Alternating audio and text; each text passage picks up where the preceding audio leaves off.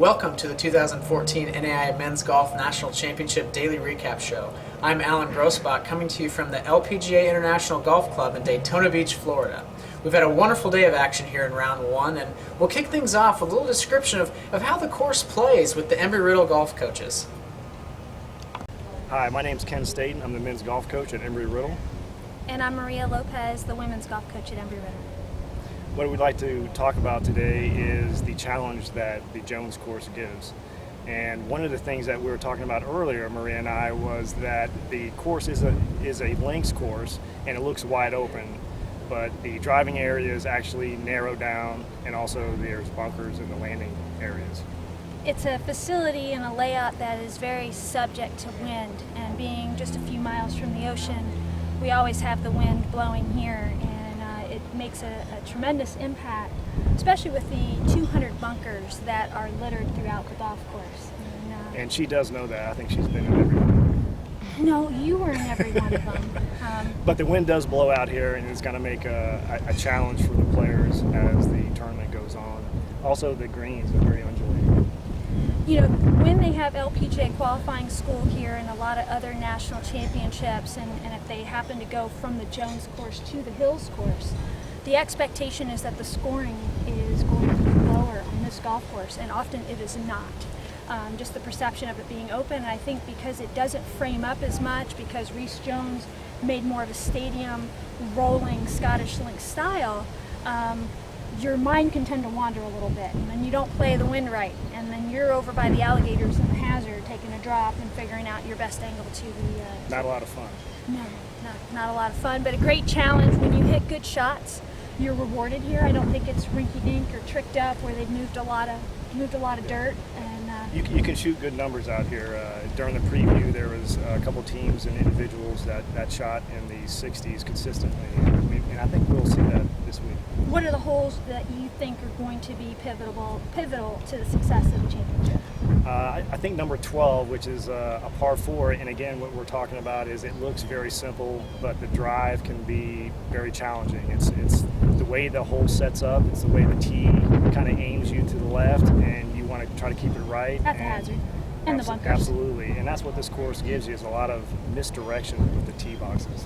You end up aiming over a hazard towards the mound, towards a blind tee shot where there's a lot of fairway there, because we know that because we're locals, but you don't know, and you have to kind of trust and swing out that way to be in play. And then you got a green that's very firm, water on the right side, hazard on the left, and bunkered.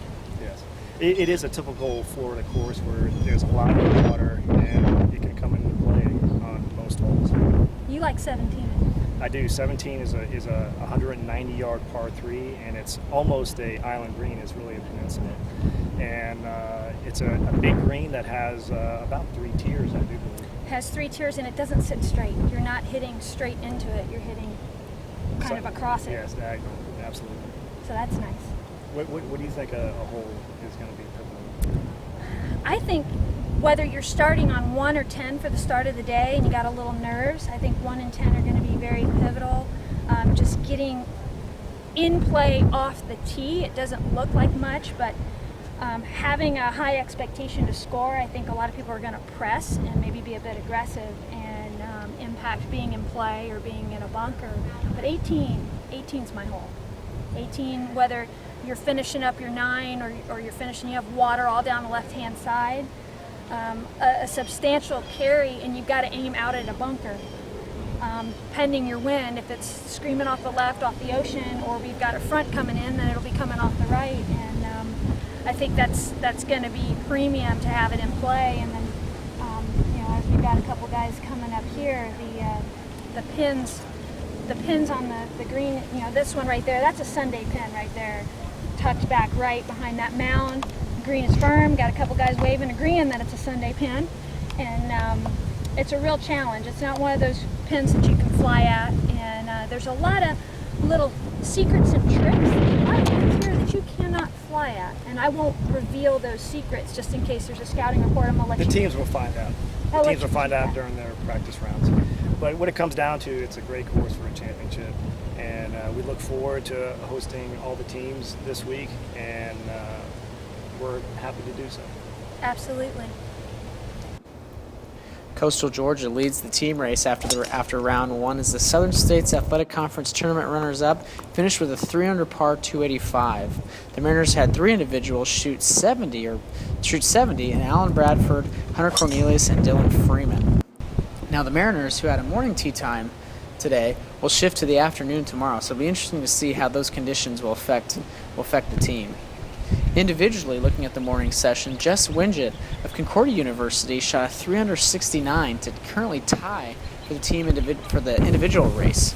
The 69 was a career low round for the Cavalier, who entered the tournament with an average score of 75.4. He rebounded from bogeys on number 7 and number 14 with birdies on number 1, 3, 12, 13, and 16.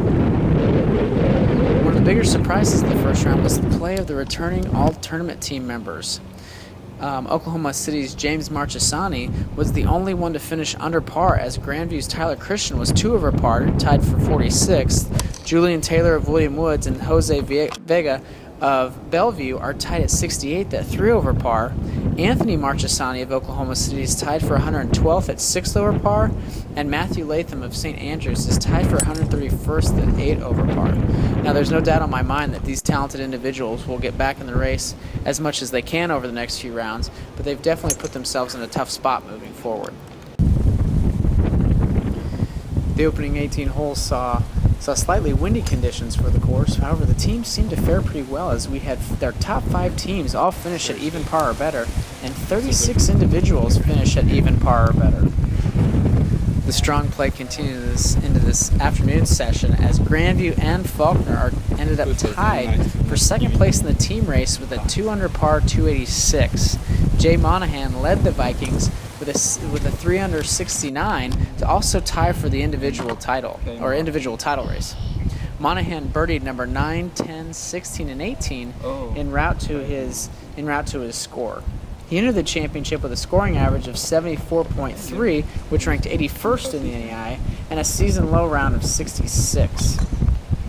An additional individual to highlight in the afternoon session was Bethany's Ben Johnson. He entered the event with a 72.8 scoring average, which ranked 21st in the NAI. His low round for the season was a 67. He played 3 under through 15 holes of the championship, which would have tied him for the individual team race. However, a little bit of a struggle down the stretch with 2 bogeys on the 7th and the 9th dropped him to 1 under, which is still a solid score, only two strokes out of the lead.